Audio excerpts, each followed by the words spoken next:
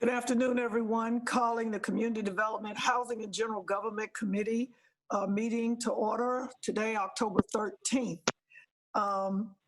Due to the Safer at Home order, all committee members are participating virtually. For virtual meetings, committee members will be muted until asked to be heard. When there is a vote, it will be necessary to take a roll call vote. A committee member will be recognized and will raise their hand and state their vote. Will the city clerk please call the roll of the Community Development, General Government, Housing and General Government Committee members? Mayor Pro Tem Adams. Here. Councilmember Scipio. Here. Councilmember Bessie. Here. Councilmember Clark. Here. Thank you. The Census Bureau has extended the deadline for completing the census to October the 31st. A complete and accurate count in Winston-Salem is imperative for us to receive federal funding for dozens of programs and to ensure fair representation. If you have not yet responded to the census, please do so. You can go online to my2020census.gov or call 844-330-2020. It takes only 10 minutes and will benefit our community for the next 10 years. Members of the committee and members of the city council and staff has requested that items C3 and C4 be pulled. As you know, they were also pulled off the general agenda of the finance committee yesterday. And with that, we have three consent items, and we have 5 general agenda items.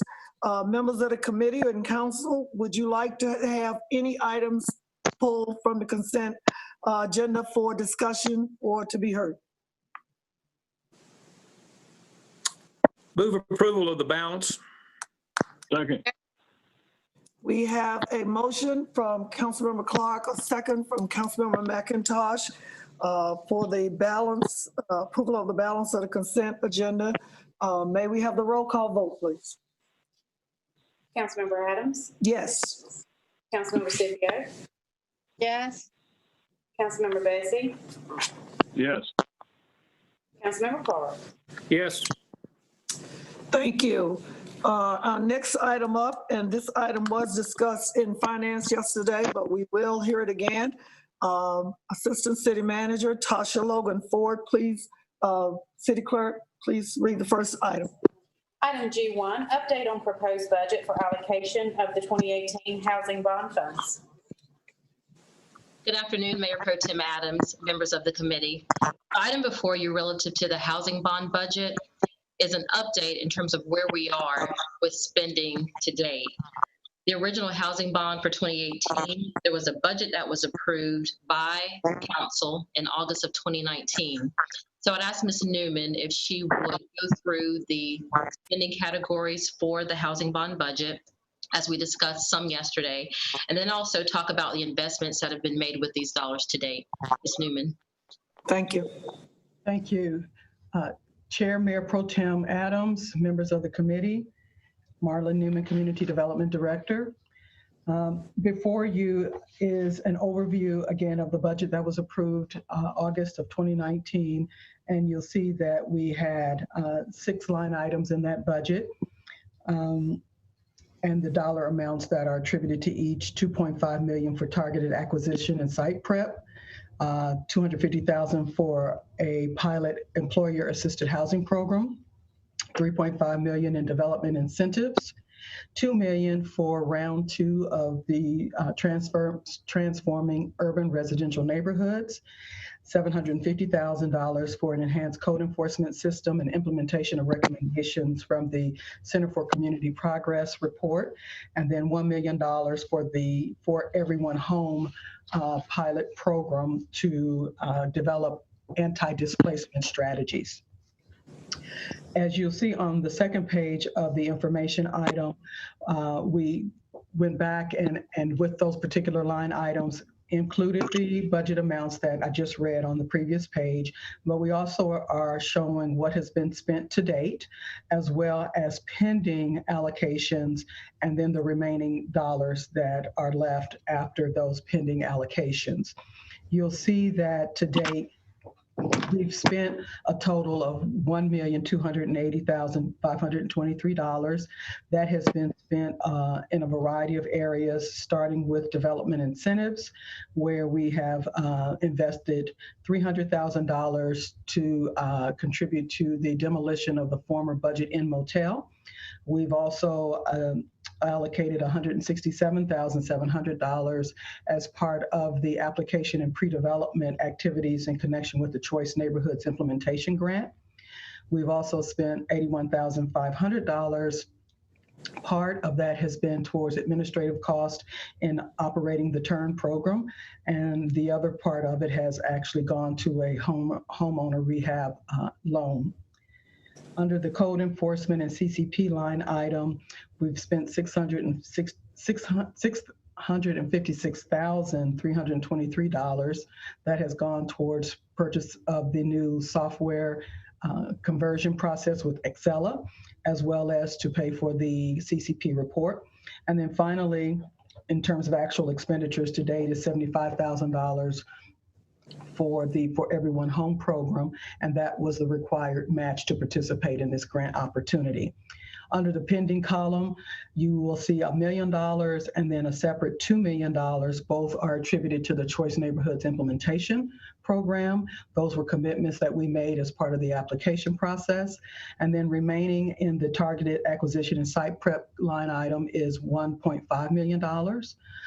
Remaining in the development incentives column is $1,032,300.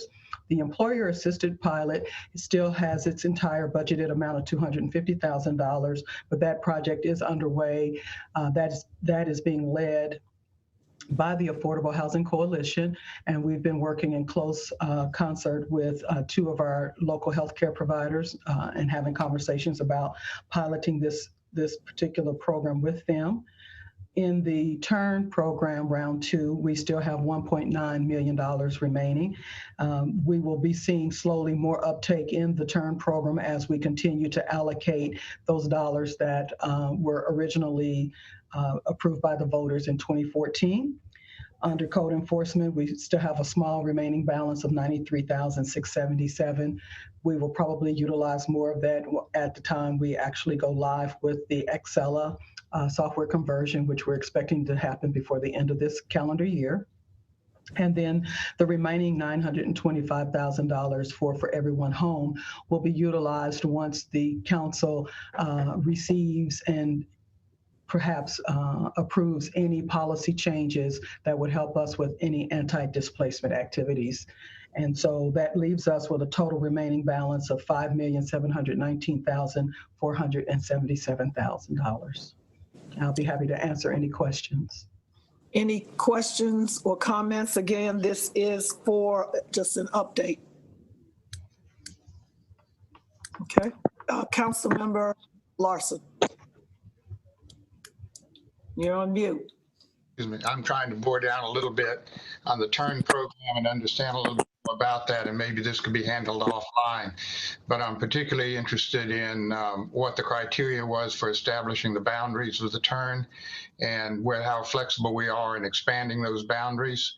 I'm also interested in how much money we actually have left in the TURN program. You said we're in round 2.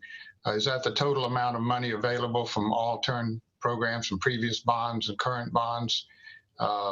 Those are kind of the questions I'd like to ask, and I don't know whether the committee wants to discuss any of that today or not, but perhaps I could just get a briefing on that. Councilman Larson, if we could provide a report back to the committee to cover all of those items, and then we can determine if there's a need for us to have a broader conversation at the committee level once staff provides that. Thank you. Thank you. You okay with that, Councilmember Larson? Yes, I'm just trying to understand. There was a lot of money there, and I'd like us to get it spent and get some people in houses. Thank you. Councilmember Clark. I was just going to say, G3 today is direction regarding the geographic area eligibility for RUCA, so we will talk a little bit about it in a few minutes. All right. Thank you. It's a difference. That's RUCA. This is It's TURN. RUCA. That's Oh, RUCA. excuse me, you're right. Got the wrong, Yeah, thank you. same concept, different That's terminology. Okay. TURN versus RU. Thank you. They Any both other have a U. comments? Any other comments or questions for staff on the update of the Housing Bonds Fund? And as they said, Councilmember Larson and other staff will put together some more information and get with you individually to see what it is that you might have questions about or want more information on. Okay? Next item, City Clerk.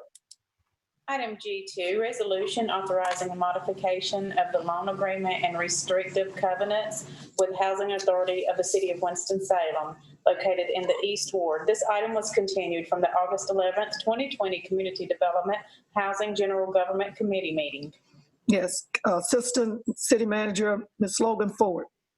Yes, ma'am. Mayor Pro Tem Adams and members of the committee. This item is in regards to the Brown Elementary School site.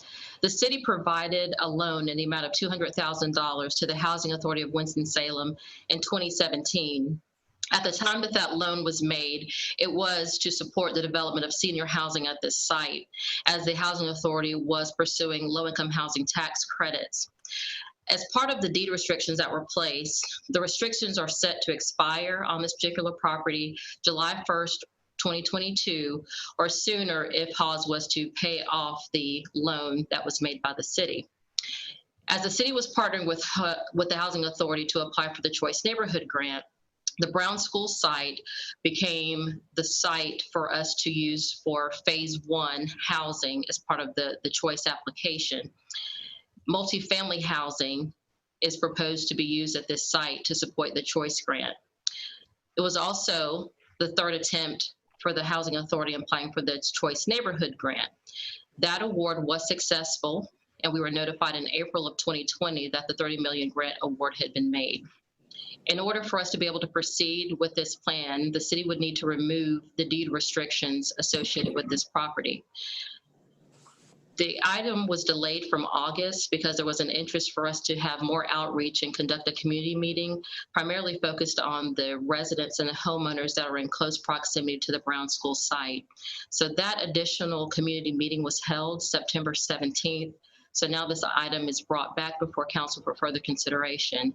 And I would ask Ms. Newman if she would just give a brief overview that talks about how the property was acquired. This is the information that's listed in your card, and then we'll be prepared to address any questions that the committee may have. Ms. Newman? Mayor Pro Tem Adams, members of the committee. Again, Marla Newman, Community Development Director. This property was acquired, the Brown Elementary School site, from Shiloh Baptist Church in December of 2014. And at that time, the Housing Authority acquired that property to gain more site control in their targeted development area. Subsequent to that purchase, of course, the property caught fire. Then after that, Hawes secured the loan from the city to assist with the redevelopment of the site. As Ms. Logan Ford stated, the deed restrictions are set to expire in 2022 or sooner if Hawes was to repay the $200,000. As Ms. Logan Ford also mentioned, in 2016, 2017, and 2018, the Housing Authority attempted to get low-income housing tax credits to redevelop this site as a senior housing development. Hawes was using a consultant, Beacon Development, out of Greensboro to assist it with its low-income housing tax credit applications. And after the third unsuccessful attempt to get the tax credits, Beacon suggested to Hawes that they might consider using the site for family development. This was unrelated to their attempts to secure funding through the Choice Neighborhoods Implementation Program. Hawes, had already received a planning grant for Choice in 2013. And then subsequent to that, in 2016, 2017, and 2018, made applications for an implementation grant. And it wasn't until the application in 2019 that Hawes had success. And that was, again, the award that was received in April of 2020. One of the things that came up was Hawes recognized, again, the advice that it was given by Beacon Development after the 2018 tax credit application was unsuccessful, brought that forward as they were exploring how to make the 2019 choice application successful, offered to utilize the Brown Elementary School site in a concept of what's called build first as an approach. And that is an approach where you build on a site, then you start to relocate residents rather than relocate residents off a site, demolish it, and then hope that people come back to the original site. We found that HUD favors a build first approach. And it was our understanding in our debriefing after the award that it was shared with us that that was one of the elements that made our application competitive and led to our success in getting the grant award. As far as informing the community about the build first approach and utilizing the Brown Elementary School site as that possibility, that was a part of conversations that were held with the community as part of the community engagement activities connected with the grant application in the fall of 2019. And I'll be happy to answer any additional questions. Thank you. Any comments, questions from the committee? Yes. Councilmember Scipio first, and then Councilmember Clark second. Can't remember how to do that. I do have one question, a couple of questions, and I have a couple of comments. At this time, is Halls prepared to pay off this loan so that the restrictions would be removed?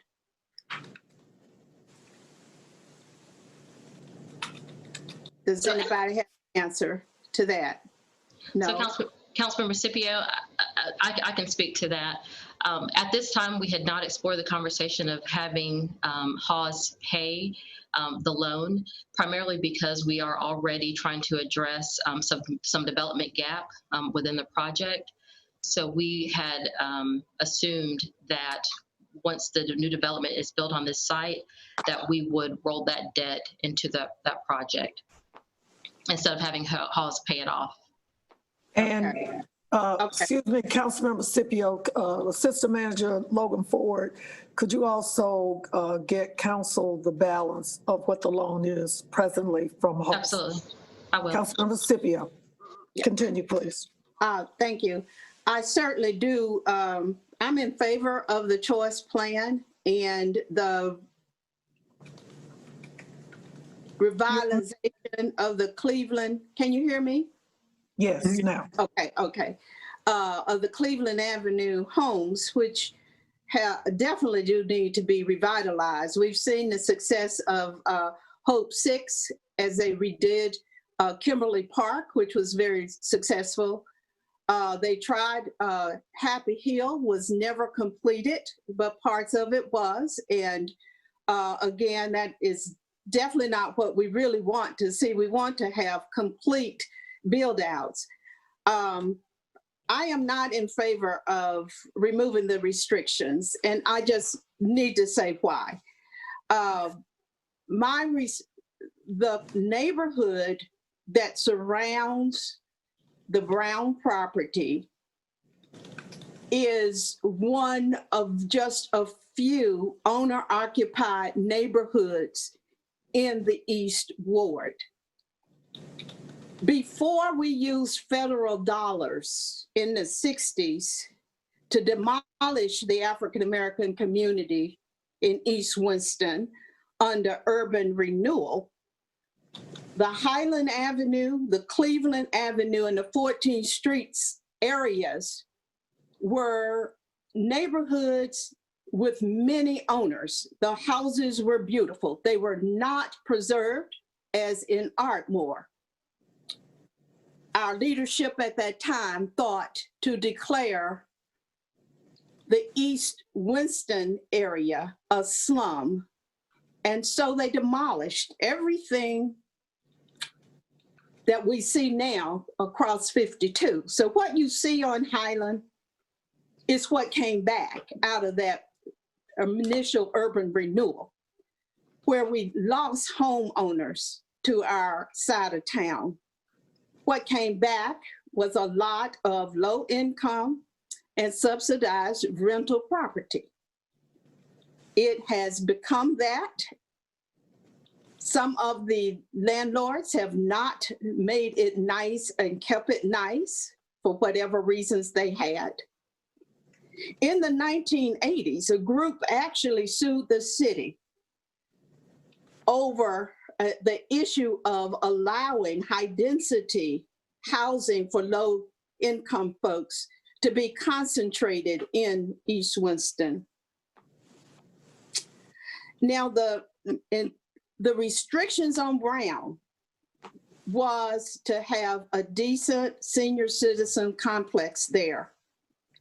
It was to fit in with the community and the neighbors who are homeowners. That group was not consulted when this shift came of using Brown as the build first approach for multifamily units. That's why we had another community meeting in September. The residents were quite upset and still are, because they can see, and I can see, what 20 years from now will be exactly what was trying to be prohibited before, with having one section of our town so highly, highly, highly impacted with high density, low income housing. Not that it is not needed, it's just where it continues to be concentrated.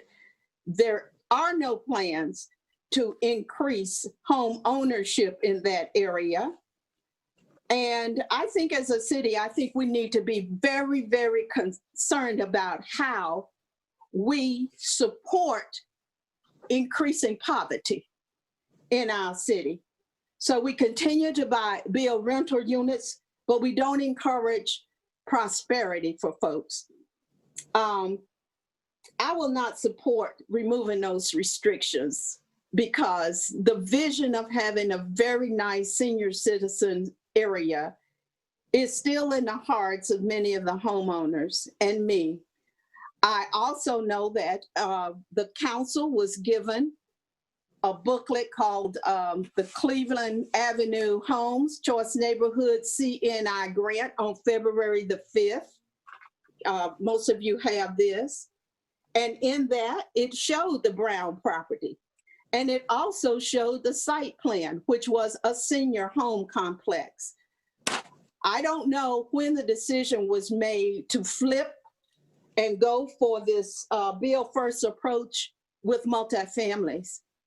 I think that we do need to honor what we set in place some years ago.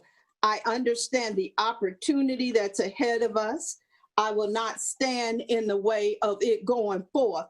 But I also want us to think about long-term, what's going to be there, multifamily units, and where are we putting our seniors?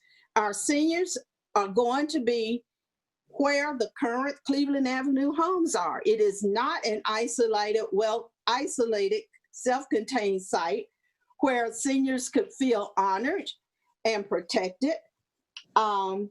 It's in the midst of other families. And so we're going to put multifamilies on Brown School. There's a new school that's going to be built, Ashley. And so those kids will have to walk to school, whereas we could have them walking just next door, and the seniors could be removed from that. To me, it's a common sense approach. I don't know why that decision was made that the multifamily could be moved first. I guess it's called sheer numbers. But I just think that we need to be very thoughtful about how we encourage and build our neighborhoods. The East Ward has taken a hit over the last 50 years, and we keep putting poor people all together, encouraging them to stay poor, not lifting them up. And then when you get to be a senior, you're put just aside. Now they will be housed. We know that people will move in there. And I also know that without a change in this design, it will go forward, because this city is much more interested in getting the $30 million and taking federal dollars and putting where federal people want. They don't live here. We live here. And if that's what we want to do, that's what we will do. So I'm not in favor of removing the restrictions at this time, because I'm not in favor of multifamily housing going on that location. I think it is a slap in the face of homeowners who own houses and who agreed to having that site as senior housing. So that's where I stand on that, and I thank you for your time. Thank you, Councilmember Scipio, Councilmember Clark, and then Councilmember Parman. Yeah, a question and then a comment. When the Brown Elementary, and I know it burned down, so that the vision of using the building was gone. But when the Housing Authority bought it for senior use, was it still going to be apartments for seniors or single homes? What was their goal? It was a multi-unit development when it was originally proposed by the Housing Authority. Okay, it's just who's going to live there. Okay. Yes, sir. Let me say, first off, I don't have a personal fight in this situation. I do support the need for housing for all folks, and apparently we have needs for families and individuals and senior, et cetera, et cetera. It seems to me, and by the way, I also understand, Ms. Scipio, what you were talking about. We want to protect values of homeowners. The other thing I'm hearing is that it was very important to our request to Choice Cities, to HUD, that we have vacant land to build on, and I can understand that too. That way you don't have to move anyone out and tear down their apartment. You simply build a new one, move them over, and then you domino effect that down. But unless there is some vacant land very, very nearby, I don't think we have a choice but to move forward if we want to keep the choice grant. And we're talking about 406 units, I think, total. I can't address what they're going to look like in 20 years. All I can say is I think the Kimberly-Clark area has been in place since I've been on the council, so that's 20 years, and it still looks great. I don't get over to Happy Hills much. I know that there's a lot of empty land, but I think what was built still looks very, very nice from what I can see. But anyway, my thoughts are unless we want to give back the 30 million, we've got to move forward with this, unless I'm mistaken. But those are my thoughts. Thank you. Thank you, Councilmember Clark. Councilmember Parman. Thank you, Madam Chair. So as you all know, I do represent the Northeast Ward, and I've been over there the majority of my life. One of the things that I've always said was, if I can't do anything else, I'll fight for the people that I represent. And over in the Northeast Ward, what Black people don't realize is the same opportunities that Councilmember Scipio was talking about is the same things that we're talking about in the Northeast Ward. I haven't had any economic development over into that area. I haven't had the housing that we needed over in that area. We have a Walmart only because we redrew the lines and took it from the North Ward, and that's how we ended up in the Northeast Ward. We don't have the luxuries of all of the dollars and cents being poured into our community. So you're talking about housing poor people with poor people. Councilmember Scipio, that's what you're still trying to do, because if you're saying you don't want those residents to come up there in your community on a Brown site, then that means ultimately you just want to house all of them over here in the Northeast Ward.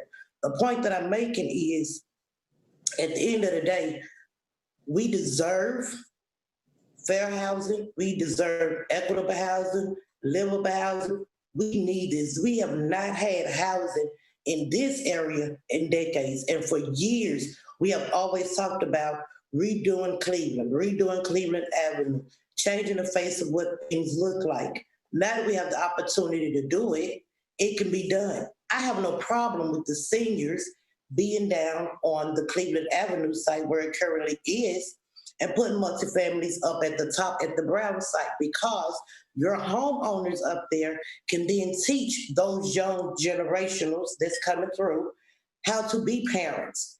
how to teach their children some structure, some foundation, some integrity, some dignity, some respect. Vice versa, down on the other end, I can get that to be instilled into my residents down there, so that you change the mindset of how people think. It's not where you live, it's how you live. And granted, we're gonna have an elementary school down there. That's great.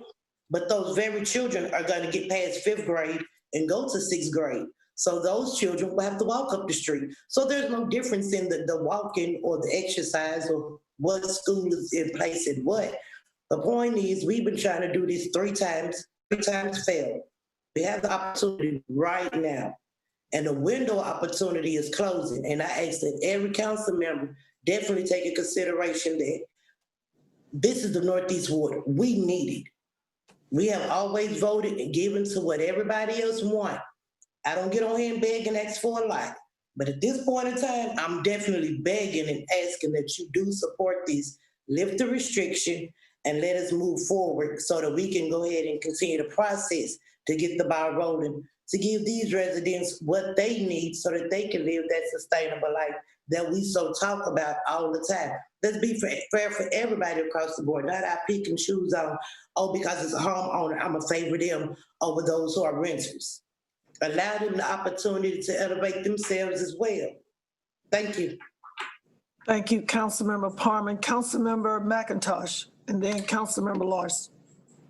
My question is, what is the domino effect, or what is the impact of this if we do not, if we support Councilmember Scipio's move? How does that impact the choice program from a timing standpoint, from a dollar standpoint, from a viability standpoint? Councilmember McIntosh, there are 4 phases in the development for the Choice Neighborhood Grant. The first phase is slated to begin on the Brown School site. There's a tax credit application that is due in January, and we have to be on target to meet each tax credit application site for the next 4 years. There's a 6-year window that we have to develop the property. So we would have to start over with, first of all, with HUD to see if they would approve us moving to a new site. Then we would have to begin, those community conversations again. We would have to think about how this building would be designed, and all of that in time for us to be able to submit a tax credit application. And if I could add, oh, go ahead, Ms. Newman, I'm sorry. well, even in identifying a new site, we have to figure out how to acquire it. So that's the other piece, is how we actually pay for a new location, since the Housing Authority already owns this particular site. Councilmember Larson, then Councilmember Bessie.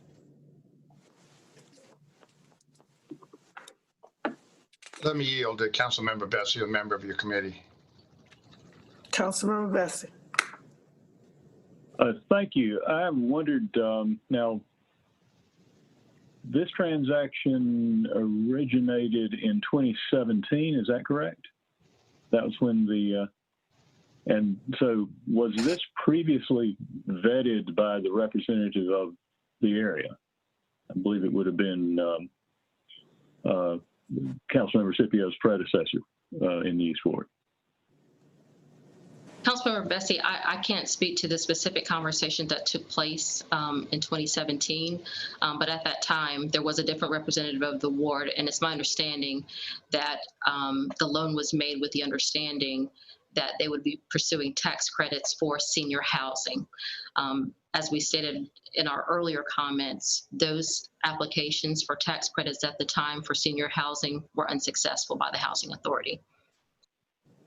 And so is the change here, how material is it to the use of the site in terms of its effect on the surrounding area? What is there a salient argument that this is a different impact in kind? I think that the argument could be made that initially it was multifamily housing, but it was for seniors only. It's still planned to be multifamily. It's still renter, but instead of being senior restricted, it would be for families. And if I could add, please, the senior development was all affordable. as originally proposed, whereas with the choice program, all units, all development buildings are mixed income. So where you would have had 100% affordable seniors, this particular development, as well as everything else on the choice site, all of it will be mixed income. Carla, will you please? It would be a mix. It would be a mix. It would be a mixture of market rate and workforce affordable, as well as public housing. As well as public housing. And the senior phase, Ms. Newman, if you will clarify, the senior phase of the development, even in this phase, is all affordable. And that is in phase 2. And that's in That would phase be 2. the second phase of development. It would still be 100% affordable, but just at the original Cleveland site where some of those residents currently reside. All right, thank you. Councilmember Scipio. Oh, excuse me, Councilmember Larson, are you now wanting to? Yes, if I may, Madam Chairman, if I All could right, just. go right ahead. Just Go right ahead. thank you. Let me be clear about what we're doing here. We authorized a $200,000 loan to put in senior housing on this site. The nature of the site changed. They have not been able to get additional funding to put senior housing. I've tried several years to do that, as I understand. And somewhere along the line now, we came forward with this program, $30 million grant, which we flipped the use of this particular site into a different use, seemingly without public comment on that. And I guess where I'm troubled a little bit is somewhere along the line, we had covenants on the property. We had an agreement of how it was to be developed. And then suddenly now we have hinging the success of a $30 million grant on a piece of property that was not properly vetted, either maybe by this council, maybe by the citizens it's impacted by. And I'm just trying to sort through. Clearly, we don't want to give up the $30 million grant. I mean, there's no question about that. I guess what I'm trying to understand is if we had discussions about what if we go back to the original concept of senior housing there, and this is maybe what McIntosh began to address. Explain to me the impact of the process that would have. Does this kill the 30 million? Does it delay the 30 million? What actually happens to that grant money at this point in time? Thank you. Assistant Manager Logan Ford or either Director Newman. Any comments on Councilmember Larson's question? You're muted. You're muted. Councilmember Larson, as part of the grant application process, there were a number of community meetings that were held. They were not held specifically where the homeowners in the neighborhood were invited to attend in terms of a target invitation that we did for this last community meeting. It was an invitation that was put out broadly, and it was also held at the Cleveland Avenue Homes Community Room, and we also had a separate meeting that was at the 14th Street Community Center as well. So there were members that lived in the community that attended those meetings, and there were also members that were Cleveland Avenue Home residents, business leaders, our universities and institutions. All of those members had the opportunity to participate in the planning process prior to the choice grant being submitted. It was as part of those community meetings where we first presented the idea of having senior housing at the Brown School site, and that was done in September of 2019. In regards to how this impacts the overall choice project and our ability to keep the $30 million, again, it's the response that I provided for Councilmember McIntosh. We're in a situation of timing and being able to meet the deadlines to apply for the tax credit applications.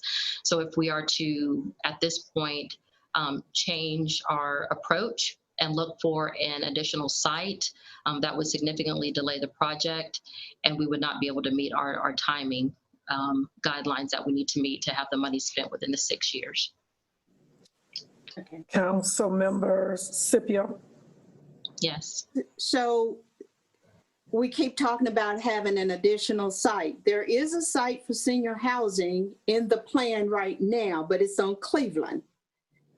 And so what the reluctance is that we build senior housing first and move people into that as opposed to multifamily, because you're not going to be able to move as many people to do the, to reduce the relocation. Is that the issue?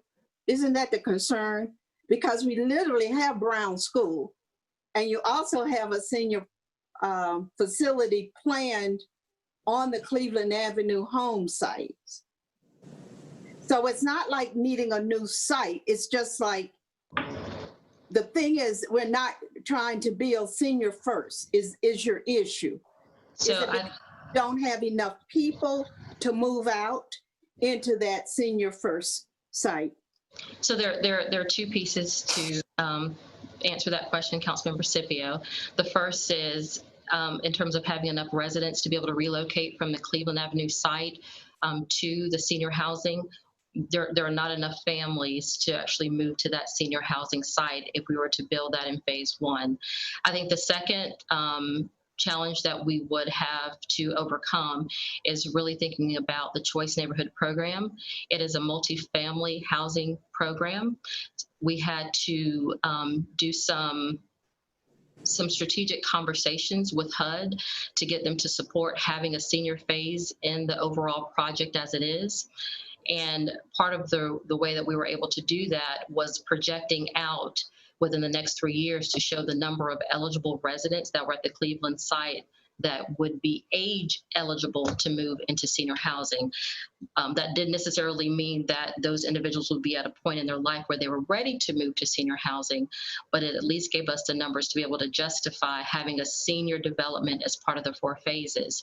And we have expressed the importance of having a senior phase to HUD, although that is something that they typically have not supported, because we realized that it was important to this community and because of the commitments that had been made to have senior housing in this area. So we tried as staff and impressed upon our consultants to make that argument and make that case to be able to maintain some amount of senior housing in the overall project footprint. Thank you. Any other comments or questions? Councilmember Parman. One more thing and then I'm through. Again, so I'm gonna tell y'all I need this because I remember watching a council meeting all over a year ago where you all had a meeting about another Dollar General.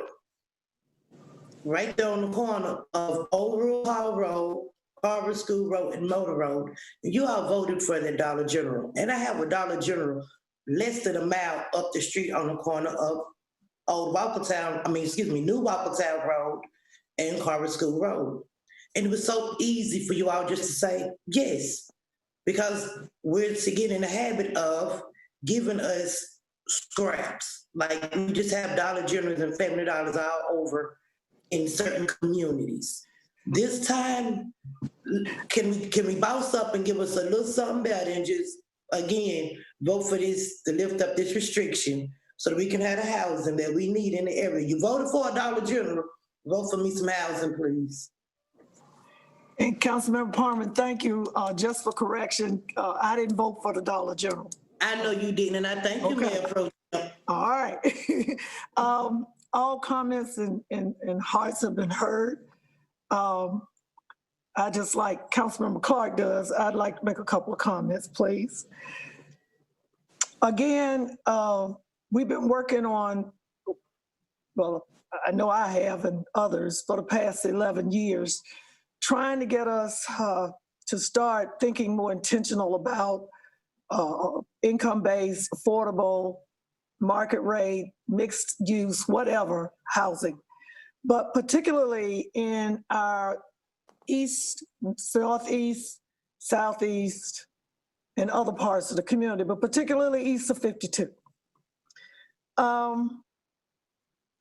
As Ms. Ford and Ms. Newman will tell you, I don't think anybody was more heartbroken about the choice not being, considered for 3 years. This council felt it because there was one time we thought we really had it. And to hear that we didn't, it was a tremendous blow to us. We needed it based on where we saw the housing going after the Great Recession, and people were struggling then, but more so in our urban core. As Ms. Councilmember Scipio alluded to earlier, Hope 6. Again, I tell you, I was on the Housing Authority Commission when we went for that grant. Ms. Newman, Ms. Ford, you'd be happy to know we only had to spend $10,000, but I had to pull teeth, Ms. Parman, to get the commission to go with me and vote to get the grant writer from Charlotte to apply for the first Hope 6 at Kimberly. Councilman Clark, that was around 1994, 5, 7. Okay. We learned some lessons from that. Everybody had to move, believe it or not. And it was said or thought or written that everybody would be able to come back just like that. But when you're poor and you're receiving assistance, you don't get to just come back like that, because it took, as they said, the project at least 2 to 3, 4 years. And only, I think they said anywhere from 20%, a little bit, 20% moved back. The neighborhood looks great. We partnered with Habitat. We got some other things going on over there. It looks good. We got senior housing, Astor Park, Richard Allen Way, all of the multifamily looking buildings that you see in Kimberly. Well, we don't call it Kimberly, but in that housing community are senior housing. When you look at Happy Hill, there's senior housing. I promised, or I told Councilmember Scipio that we have to remember the lessons learned, and I made a commitment that we will not forget about the neighborhood around Brown School. I won't. You know, we will make sure that and we've talked about that the monies that you saw in a prior item, that if we're going to put a, nice new coat of paint on Cleveland homes, we also have to do the same in every part of around Cleveland homes. That's 25th Street, Highland, 9th Street, 11th Street, 14th Street, the Ashley School area, Liberty Street. It cannot stop at just Cleveland, and I'm committed to that, and I think the city is as well. And I will be holding us accountable to that. But I just want you to know, and I only got one vote, I will be voting to move this on because, again, after we got Hope 6 for Kimberly and Happy Hill, I was still around in the mix, and I made a commitment that some of us, including the late Mayor Pro Tem, Larry Wumble, all of us, we knew that Cleveland was next, and then Piedmont. And we've been promising Ms. Young and all of them for 20 plus years now. And all I ask you to do is to please, let's go ahead and get this moving. Let's not miss an opportunity, because $30 million is not gonna come around for a while again, I can tell you that now. And let's use and maximize this money to leverage other millions to be able to pour in economic development and other things into that community. We got the city manager, Lee Garrett, and then we got committee member, Council Member Clark. Thank you, Mayor Pro Tem, Chairman Adams. I just wanted to add, I've pushed staff hard on this, and I firmly believe that if we don't do this, we are going to likely lose this project. It's not just 30 million, it's more like about 100 million if you count all the other funds coming in. In addition, Brown Elementary is likely to stay as it is today, which is a boarded up, burned down, dilapidated eyesore. If you see the renderings for what Choice Neighborhood is recommending for the multifamily, it is beautiful. And we have one chance to do this. And I'm really concerned if we don't do this, if we delay this, we could literally lose this entire project. Thank you. Councilmember Clark. I'll move the motion, please. We have a motion on the floor. May I have a second? I second the motion. It has been moved and properly seconded. All those in favor, let it be known by the roll call vote from the city clerk. Councilmember Adams. Yes. Councilmember Scipio. No. Councilmember Bessie. Yes. Councilmember Clark. Yes. The motion passes 3 yes and 1 no. Thank you very much for all hearts and minds and concerns. City clerk, please call the next item, please. Item G3, direction regarding the geographic areas eligible for the Revitalizing Urban Commercial Area and Commercial Redevelopment Blighted Areas programs. That would be Mr. Millett, please. Good evening, Mayor Pro Tem Adams and members of the committee. This is Ken Millett, the Director of the Office of Business Inclusion and Advancement. As you know, the Revitalizing Urban Commercial Areas, or RUCA program, was established in 2006 to encourage investment in underutilized and blighted areas within urban commercial areas of the city. At the time, the reasons cited for the creation of the program were that RUCAs were accessible, that RUCAs can symbolize neighborhood health and history. RUCAs reduce urban sprawl by concentrating businesses in developed areas with infrastructure already in place, and that RUCAs are a component of a walkable community. When the areas were designated in the mid-2000s, staff had looked at vacancy levels and general property conditions, such as broken or boarded up windows and doors, holes or cracks in walls and foundations, decaying facades, leaking or collapsed roofs, broken signage or fencing, overgrown vegetation, and or trash on the property. To this point, all RUCA funds have been dispersed or committed to pending projects. The subsequent Commercial Revitalization of Blighted Areas program, that is the CRBA program, received an allocation of $2 million from the 2018 bonds and has been administered similarly to the RUCA program. Approximately $1.5 million for CRBA funds remain. Information provided as part of this item included a map that shows the currently eligible areas, a representative sample of projects with before and after photos, as well as a report on the history of RUCA projects and the CRBA projects. Councilmember Parman recently noted to staff that the eligible areas include commercial intersections and concentrations of blighted properties, but many connecting corridors and stretches of commercial properties are ineligible. It was also noted that because the urban areas were evaluated many years ago, concentrations of commercial blight may have evolved in the subsequent 14 years since RUCA was created.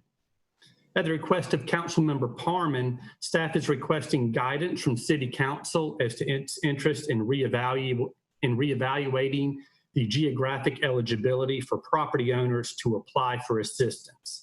Should Council direct staff to do so, Business Inclusion and Advancement will partner with Planning and Development Services to assess and develop recommendations for your consideration. I'm glad to answer any questions that Council, members of the committee and Council may have.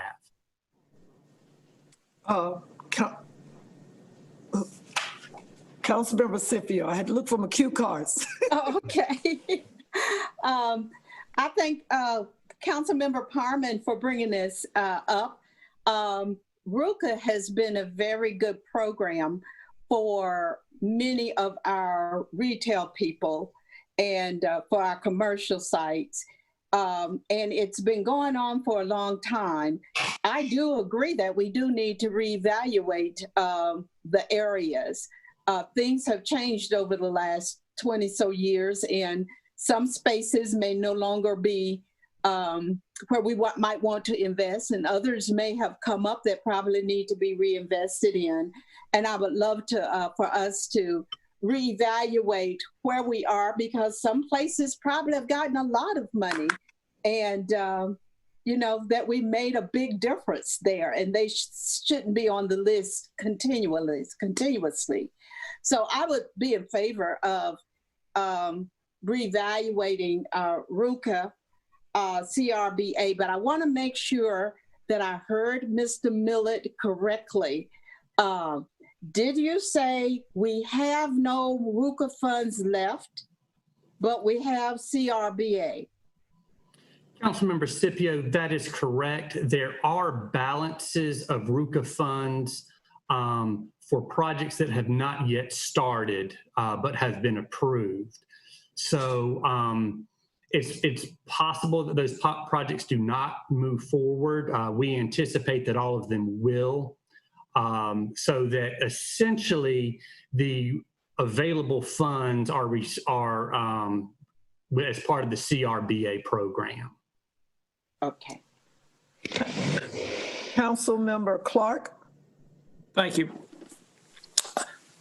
Ken, at Patterson and Glen, right down from the old bottling plant that was a RUCA project, we've redone the facades of those buildings across from the dairy plant. Was that not RUCA? Was that just bond money or something? Because that's about finished. It looks very good. Councilmember Clark, that project did include RUCA funds. Some of them, I believe, were funds that had been specifically allocated for Patterson Glen. It used some RUCA infrastructure monies because it was beyond just a facade improvement. It also included streetscape with on-street parking and sidewalks. I believe that there were also economic development bond dollars as part of that project. So of the roughly $400,000 for that project, approximately half were RUCA dollars. I would just like to say, and I think that is the East Ward, but I'm not sure. No, I think it looks a lot nicer for 400, and I think we put 800 into the bottling plant, and to me, we didn't get as good a return there. But I have no trouble with revisiting these, and I would recommend if any council members have an area they would like considered to let Ken know so he can take a look at it. Thank you. Councilmember McIntosh. Yeah, I think it's wise to go ahead and relook at this. It's an awful lot of this money goes into retail, and that we know that even before COVID, the nature of retail had changed dramatically, and it's a whole new game when we come out of this. So I think it's a good time to take a look at the opportunities. I'm going to try to find someplace in Northwest Ward to spend some money since none has been done throughout RUCA. So I'll be looking closely. Councilmember Scipio, then Councilmember Larson. I didn't have a question or comment. Thank you. Councilmember Larson. As a matter of clarity, And then Councilmember Parman. could we get a definition between tier 1, tier 2, and tier 3 as to practicality, what that actually means as far as funding eligibility? Councilmember Larson, at the time RUCA was created, the areas were put in one of 4 tiers. The tier 1 were those designated as most in need. Tier 4 were those as least in need. Over time, the tier 4 areas were removed from the areas that were eligible. At this point, there is no differentiation between what tier you are in. When the program originally started, I believe in 2006, only tier 1 community or areas could apply. At the next round, I believe 1 and 2. And for the third round, as long as you were a designated RUCA, you could apply. So can we anticipate additional funding coming into you got $1.5 million right now. Do we anticipate additional money from CRBA being added to this pool of funding? Councilmember Larson, that may be beyond me to answer that question, as bond funding, 2018 bond money is what's been designated to this point.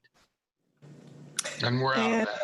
Well, thank you, Mr. Miller. I think Councilmember Larson, what he's saying is, and most of us are looking, nodding our heads kind of, with the situation that we are in right now with revenues or even bond projects that have to be finished that may end up that we may have to put more money in some or whatever.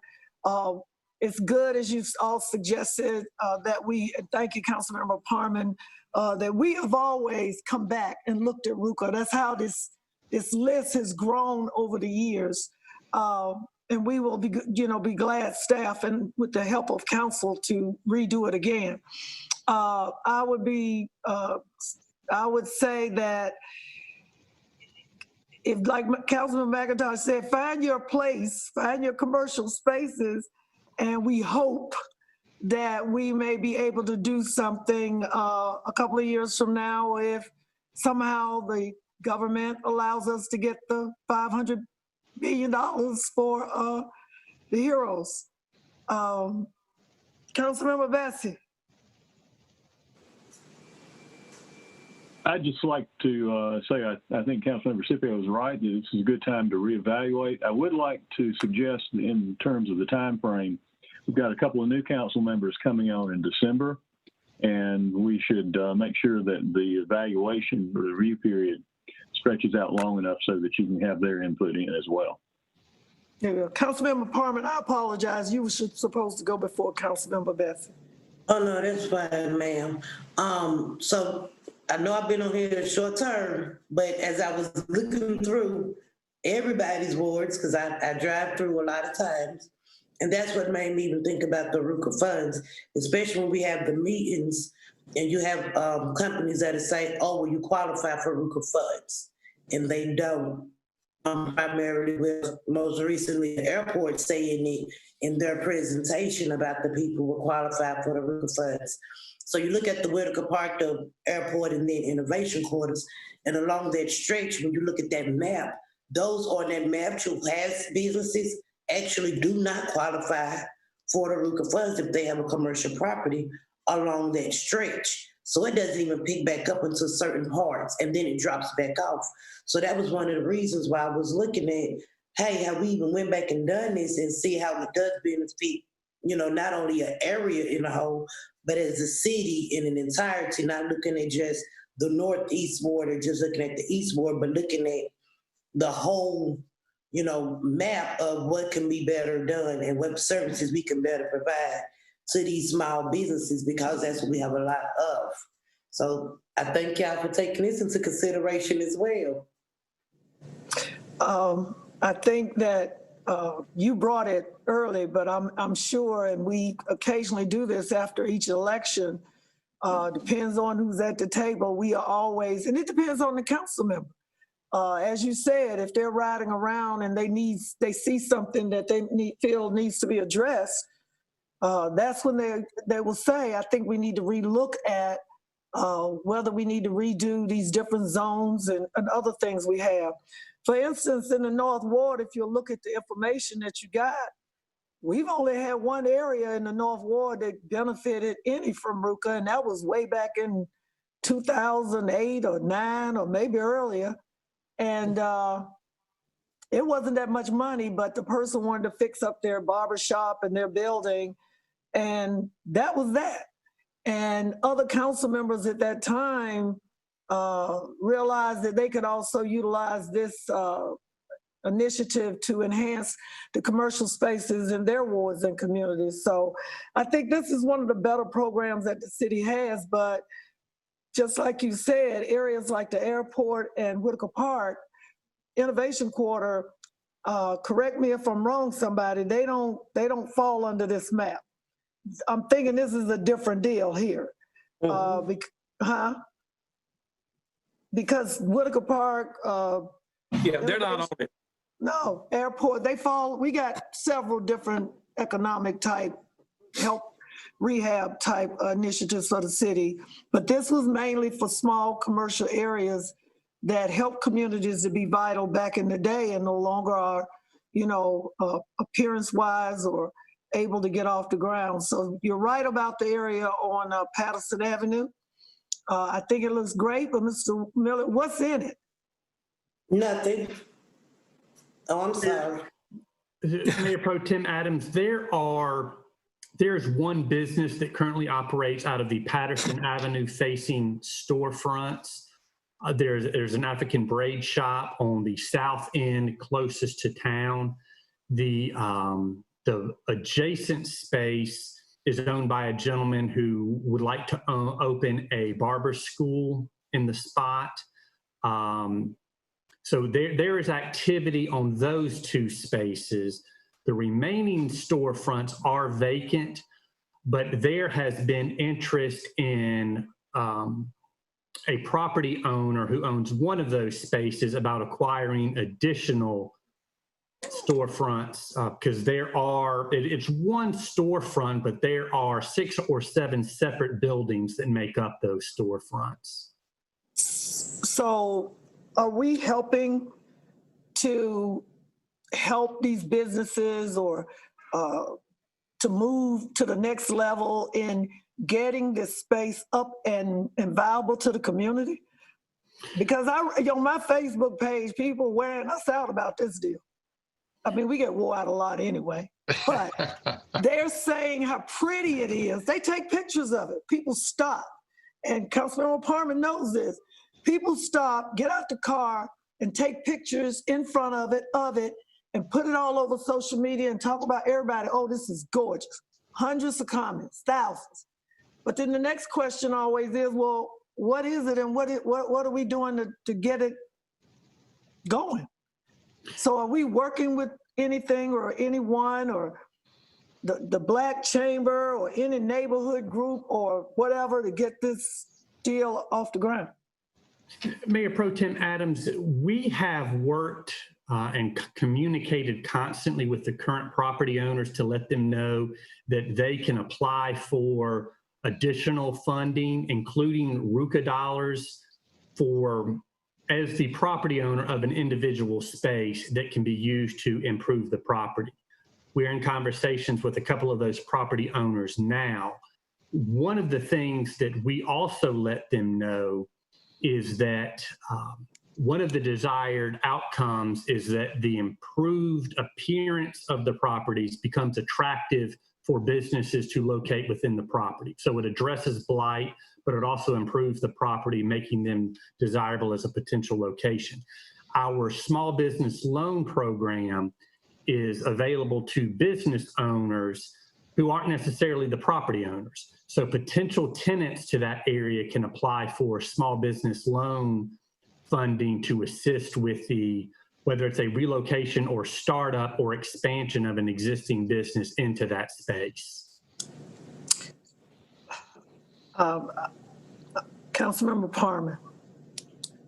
I heard exactly what you said, Mr. Miller, but the problem is when you got the small business money, and I think that's only $10,000 if I'm not mistaken, but you're looking at this building from the outside, and on the inside, it is shambles. It has no ceiling, it has no back, it has no nothing.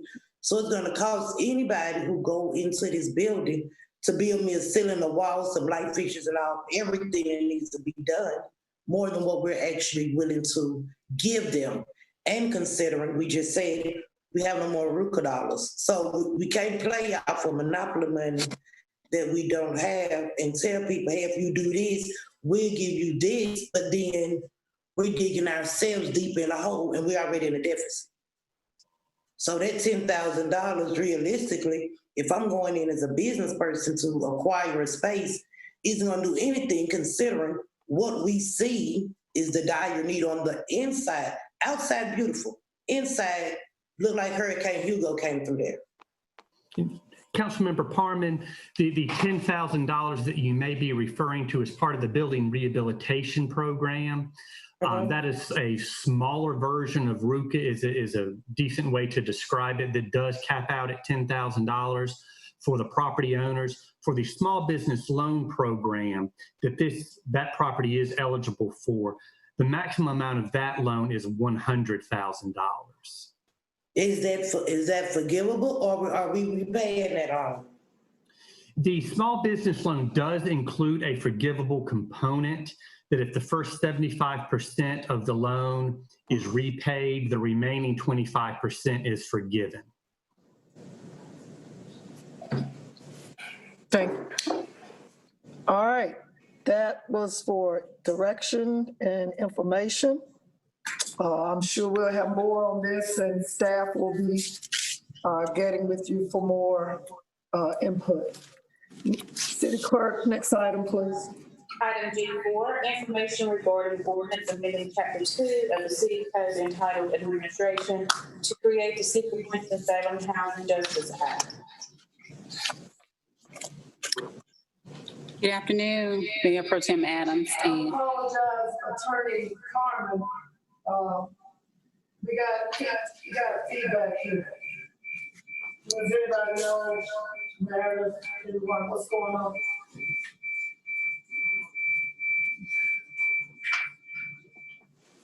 Thank you. Go right ahead, Attorney Carmen. can you hear me? Yes. Okay. Good afternoon, Mayor Pro Tem Adams and committee members. You may recall that the Housing Justice Act was presented to the committee back in May of this year at the request of Councilmember Taylor.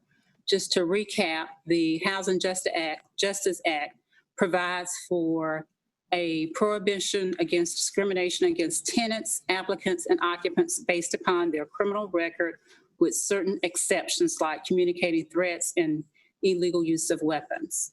It also prohibits discrimination based upon sources of income, such as SSI, choice housing voucher, and Social Security, just to name a few. Then there's also an affordability component of 20%. And that 20% is basically divided as follows. 5% of the total units must be leased to households whose incomes are 50% to 80% of the area median income. The second component requires 15% of the total units to be leased to households whose incomes are 80 to 120% of the area median income. You may recall that the restriction back in May provided for a 10-year affordability period, and there were some questions as to whether or not that period was appropriate. So what I did was to look at some restrictions from other communities and also looked at the low-income housing tax credit provision, and that generally has an affordability restriction between 15 and 30 years. And I found some other communities that have affordability restrictions of about 15 to 30 years.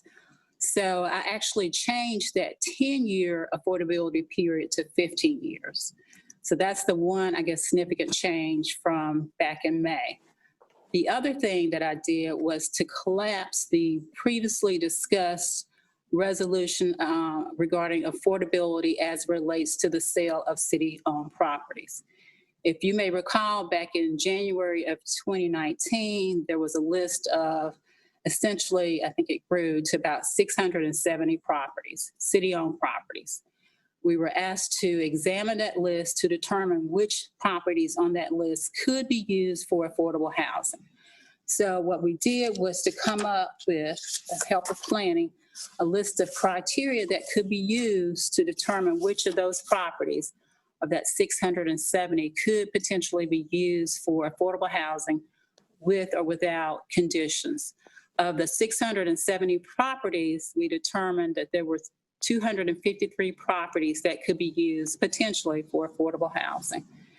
And if you look at the information card, it details some of the criteria that was used to narrow down that major list of 670 or so to 253 properties that could be used for affordable housing. You have also in your agenda package the map of those properties. It should be the last PDF.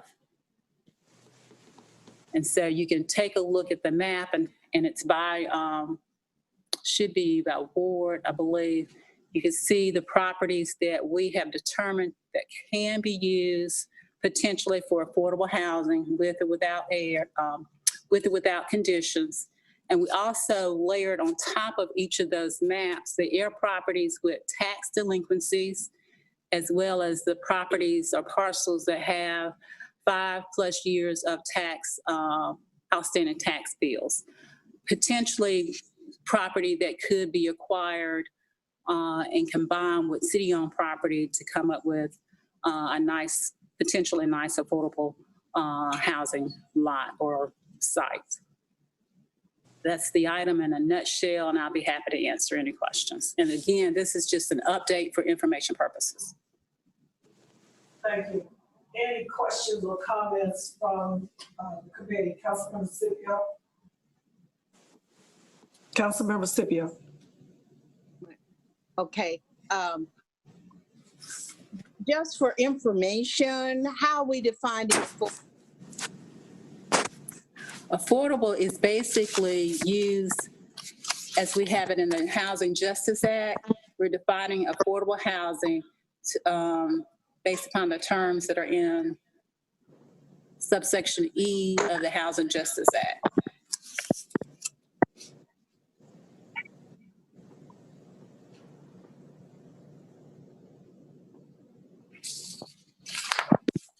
So we're basically looking for property where you're leasing at least 5%. If it's a rental units, 5% of the rental units to occupants who or households whose incomes are 50% to 80% of the area median income, and 15% of the total units to be leased to households whose incomes are 80 to 120% of the area median income, if we're talking about multifamily units. Does that answer your question? what did you say it was subsection? What? It should be in the Housing Act itself. It should be subsection E, which is on page 3. Okay. E is in Elizabeth, Okay, thank you. on page 3. Okay. That's sort of what we're looking for in terms of multifamily units. So, Attorney, also, how does this relate to what the city was trying to do at the General Assembly to be able to use our surplus property for affordable housing? Yes, you may recall, we did have a local act to allow the city to use surplus property for affordable housing. That local act is still pending in committee. It was installed in committee, but there was another provision in the statute that was enacted last year that becomes effective on January 1st of 2021 that is about as helpful as the local act that we were hoping to obtain.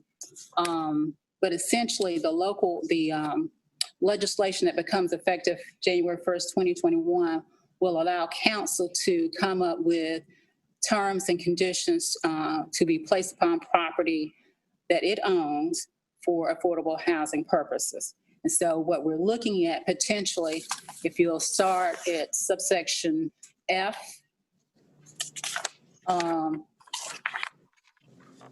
the Housing Justice Act, you'll see that some of the things that would be included with respect to city-owned property would be affordability restrictions, and the restrictions for city-owned property, if we're selling the property for affordable housing, the restrictions would be longer than the restrictions if we're just simply providing financial assistance. But essentially, it gets the council to where it needs to be with respect to selling city-owned, surplus city-owned property for affordable housing purposes. Does that answer your question? Yes, thank you. Councilmember Clark. Thank you. Seems like we have two distinct issues in this, whatever this is, G4. One has to do with a new ordinance that would say who you can and cannot rent to based on certain criteria. The other one has to do with surplus property. I'll address the surplus property first. I've always been in favor of doing something with this property versus just sitting there. I would suggest as a next step, there's too many of them on the list to swallow in one time. I think we need to take 5 or 6, 10, whatever the number is, and do a deep dive in them. And I'm also hearing maybe it makes sense to see if we could acquire, maybe if a piece of property was adjacent that hasn't paid taxes in 5 years or whatever, maybe somehow incorporated in it. Just looking at the map, given the size of the lots, I think we're talking about single family most, aren't we, Ms. Carmen? Probably so. I mean, there are some lots that are probably big enough for a multifamily. There are a few. Okay, but anyway, I would suggest we just take some and I don't know what we need to do, if we need to just list them for sale or if we own them or whatever, but let's move forward with, and again, we can't do them all at once. Let's move forward with it. Secondly, concerning the Renters Bill of Rights or whatever it's called, Social Justice Act, the only, let me mention one other thing on the requirements for additional affordable housing for city financed or city participation. I would suggest we just test those numbers with, and I'm thinking of 3 projects to be sure we're not pricing them out of the market. And I'm thinking there were 2 housing projects pulled from the agenda today. And I can think of the one at Academy in Peters Creek that we have agreed to do some funding, but it's still in the planning stage. If we could have talked with the owners of those and say, listen, if we were to up these, what would it do to your project? It may require more subsidy, or it may not have any impact, but I think we need to test the water there. And lastly, on the housing justice, most of those I don't have an issue with. I am a little concerned with omitting criminal records for everything except the 2 categories given. I think there may be some other categories that may cause distress if we were to eliminate an owner asking about those. But anyway, those are my thoughts. Thank you. Thank you. Is Ms. Newman still on the call, on the meeting? I'm here, ma'am. Where does this item line up with what we've been working on with Everyone Home and the Housing Coalition? It dovetails nicely with both of those because the idea is, what are the policies that we could implement that limits the opportunity for people to be displaced as neighborhoods are redeveloped and change? So having, for instance, something that prohibits source of income discrimination is a huge factor, so that folks aren't automatically prohibited from accessing certain types of development simply because of how they are able to pay for their housing. So this starts to align with some of the principles behind For Everyone Home. Attorney Carmen. Just wanted to comment that I think city staff and will be bringing forward, perhaps in the near future, an RFP to perhaps put several of the properties that are on the list out for consideration to see if we can find a developer that might be interested in developing those properties for affordable housing. So we will be looking forward to moving with the plan and using some of the properties for that particular purpose. Thank you. Councilmember McIntosh. Has this been, has the Affordable Housing Coalition been made aware of this? Are they in the loop on this? No. Councilmember Taylor mentioned having spoken with several community groups. I don't recall at the moment the names of those. Okay. I think it would be good to, since we're at the information stage, to bring us to them. And I don't know if it's probably a good idea to also get some industry feedback on it, because we don't want something to have effects that we don't recognize going in. The goal is to have more units, more affordable units. So I suggest that we do whatever we can to get as much input on it as possible. Sure, I'll be happy to. And I also like to mention there is an escape clause or an out that if the project will not work based upon the requirements of the ordinance, the council has some flexibility to amend those requirements, deviate from the requirements to allow the project to move forward. But I'll be happy to get with Councilmember Taylor and get with community groups to share the information. Yes, because again, you got a lot of people working on housing right now, and part of a lot of the meetings that I sit in on is I basically brief them on what we're doing, and Ms. Newman and Ms. Ford might be in another meeting doing the same. But we're working with the Affordable Housing Coalition. I sit in on their meetings as well as P4P, and it's a lot. It's a lot of them. But everybody is right now waiting because they were so anxious to get us to give the property, put it out, RFPs, whatever, for developers and nonprofits and others to do their projects. But it took us a while to educate everyone that we didn't have that authority anymore, and that the General Assembly has basically put us on hold.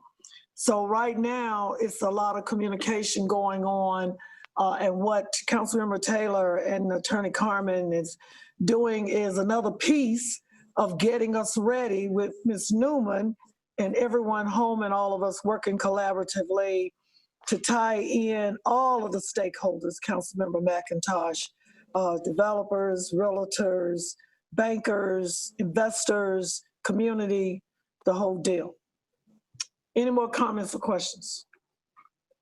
Again, this is asking for direction, and there will be more discussion and information to come. City Clerk, please call for the last item, please. Item G5, summary of 2019-2020 fair housing testing in Hold Winston-Salem. up, excuse me, somebody wanted to say something? Councilmember Scipio.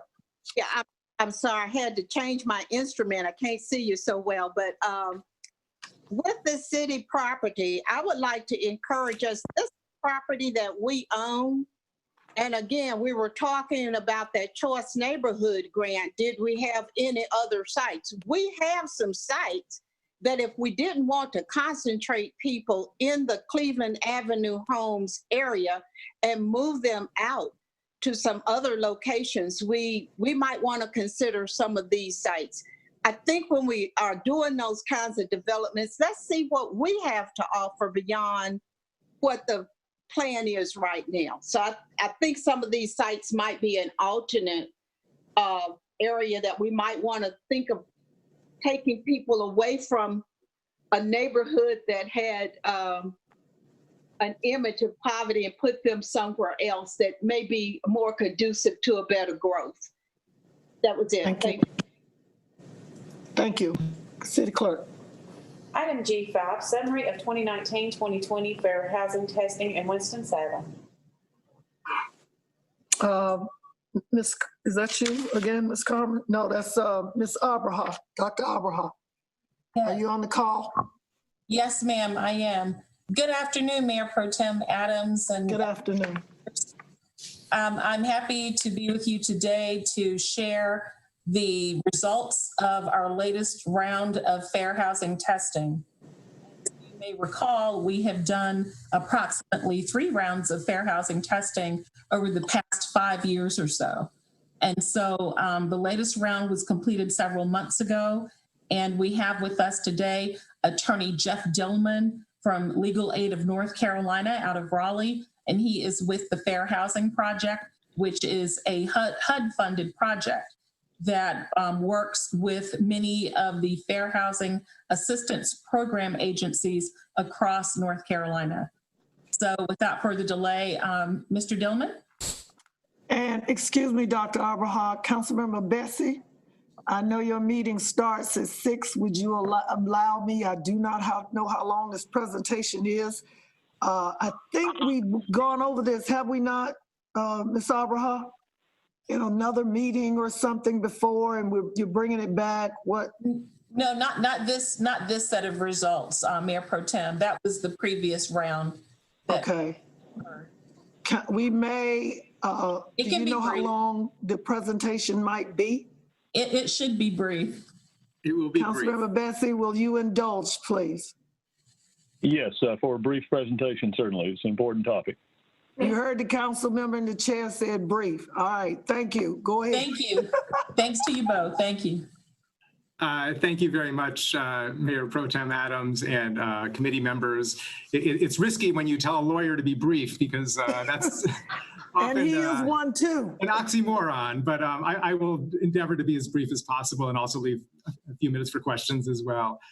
As Ms. Allen Abraha mentioned, Legal Aid has conducted another round of fair housing testing for the city. I'm not going to spend time going through the details of sort of the testing, but it's basically where we send out 2 individuals to try to rent an apartment or and see how they're treated based on a particular protected class that we are testing for. The one thing I do want to point out is that when we see differences in treatment, that doesn't necessarily mean that there is discrimination. And so we are always very careful in terms of how we interpret the results. Sometimes when there's a difference in treatment, that is due to discrimination, but there are some times when it can be due to other reasons. There could be a mistake on the part of the property manager or landlord. There could be a change in circumstances in between the time of the 2 people approaching the landlord or property manager. And there's other factors as well. And so generally when we see a difference in treatment, that is sort of the beginning of the next stage of our research, because we want to then follow up and usually do additional testing and do other investigation to try to determine, is there a pattern of behavior, or is this just one instance where there may have been a difference in treatment? So between November of 2019 and March of this year, we conducted 45 rental tests in Winston-Salem. 15 of those were looking at possible discrimination in race, with regard to race. 10 of them looking at national origin with Latino or Latina testers. 8 of them were looking at criminal history issues, and I'll talk about that briefly for a second. That was a new type of testing that we've never done for the city before. 4 of them were matched pair tests dealing with disability discrimination, and then 8 of them were single tests looking at disability discrimination. The criminal history testing we undertook after some discussion with the Human Relations Division, because HUD has recently issued some guidance that looks at criminal history and fair housing. And this guidance says that in certain instances, housing providers that use criminal history to make decisions about who to rent to could be violating fair housing laws, in particular if they're looking only at arrests as opposed to convictions. And even when they're looking at convictions, they need to look at things such as the nature of the offense, how serious it is, when it occurred, and potentially other factors before making decisions. So we looked at criminal history because of that recent HUD guidance. The results of the testing show that for the 15 race tests, 7 of them showed differences in treatment, 4 showed no differences in treatment, and 4 of them were inconclusive. When we see an inconclusive result, it could be because certain parts of the test favored one tester and other parts favored the other tester, right? The white tester may have been told about more units, but the black tester was told about a cheaper price, or there was some difference that makes it difficult to determine conclusively whether one person was being favored or not. We did see something surprising with the race tests, which is of those 7 that showed a difference in treatment, in 3 of them, the white tester was favored, and in 4 of them, the African-American or black tester was favored.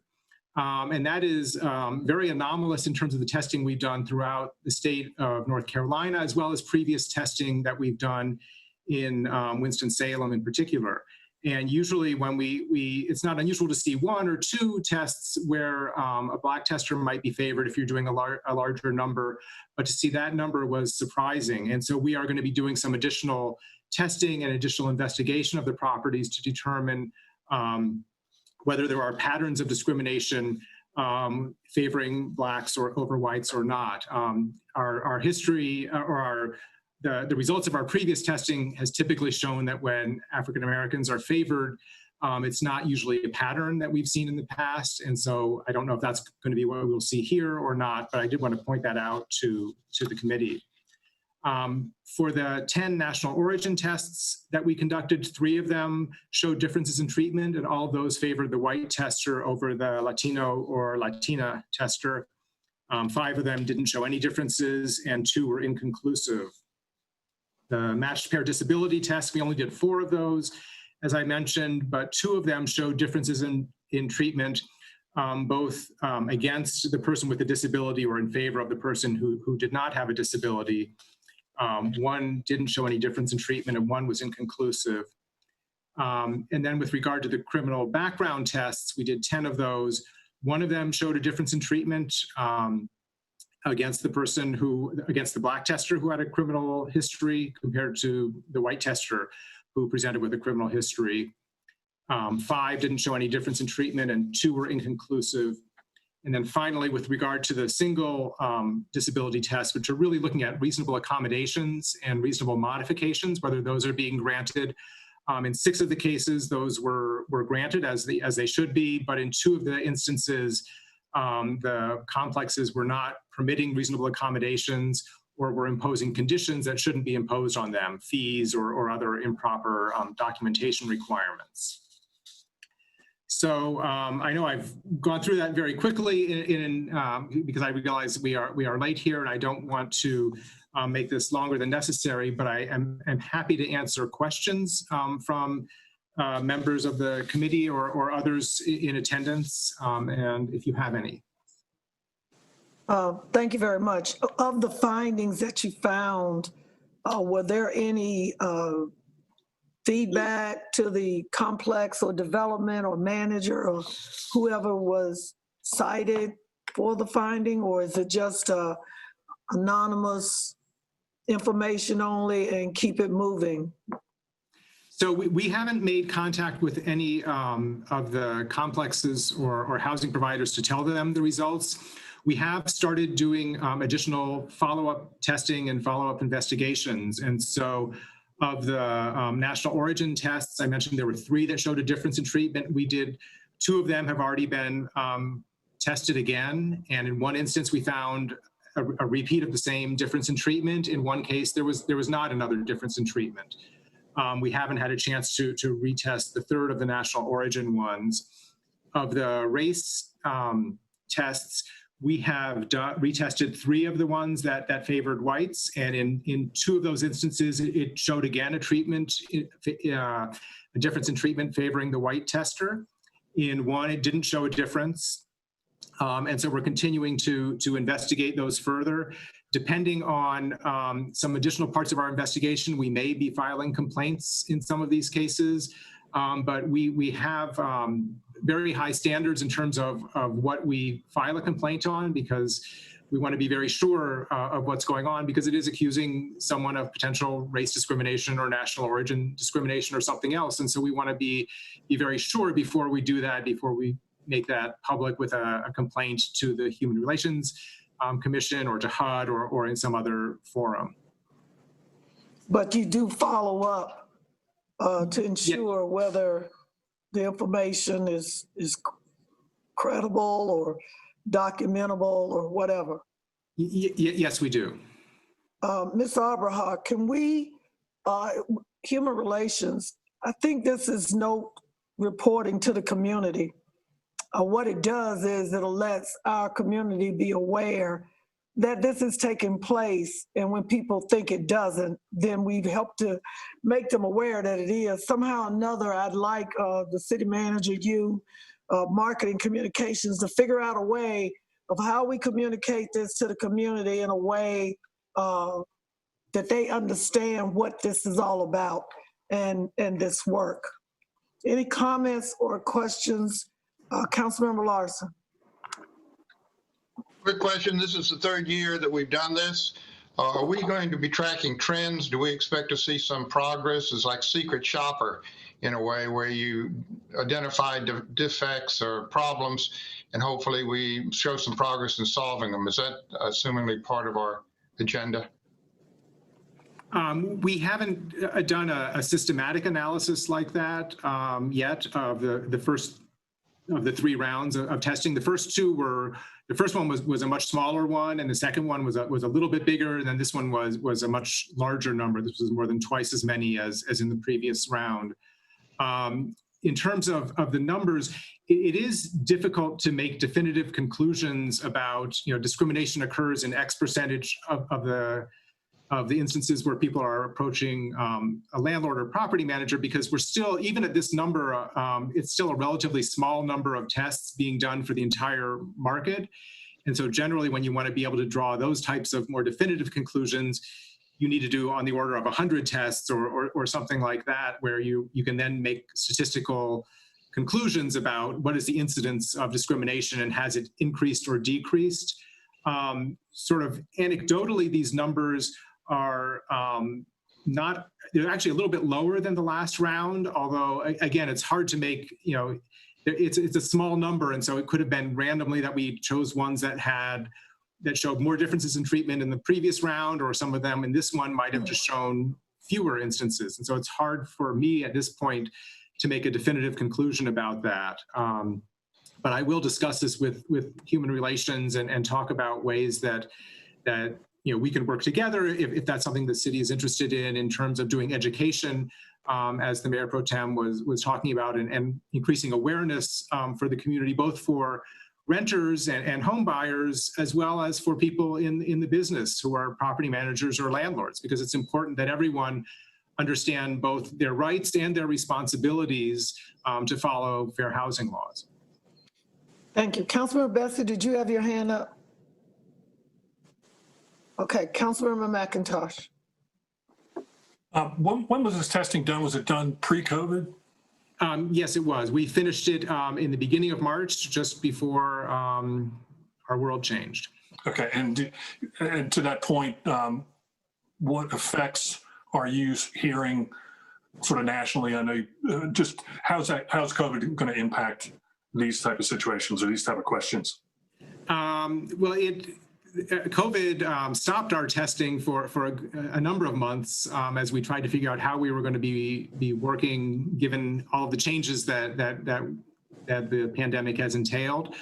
We have started doing testing again, but it's in slightly different manners in order to protect both our testers and everyone who's involved in the process. It's making some of our work go a little bit slower in terms of being able to do follow-up tests. And so I had hoped that by now we would have had more follow-up testing done, but it's just, it's a different world, as you all know. Yes. Any other comments or questions? All right.